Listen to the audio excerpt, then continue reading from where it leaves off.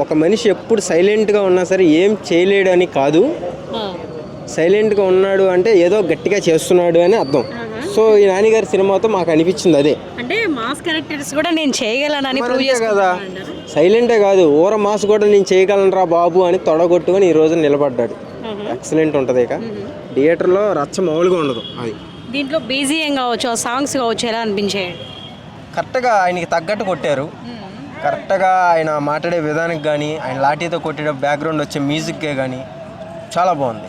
Visual effects చాలా థ్రిల్లింగ్గా అనిపించాయి trailer చూసేటప్పుడు. దాని గురించి ఏం చెప్తారు మీరు? ఇంకా అనిపించేది ఏమి ఉండదు, ఇంకా చించేయడమే. ఇంకా అది ఎంత స్కోర్ చేయొచ్చు అంటారు మరి? స్కోర్ అయితే ఎక్స్పెక్ట్ చేయలేము ఇప్పుడున్న సినిమాలకి. దాంట్లో కథ కాన్సెప్ట్ మంచిగా ఉంటే సినిమాని తీసుకెళ్ళి అక్కడ పెడుతున్నారు. అది కొన్ని కోట్లు పెట్టి తీసిన సినిమాని దాంట్లో కాన్సెప్ట్ లేకపోతే కింద పడేస్తున్నారు. సో జనాల మైండ్ సెట్ అలా ఉంది.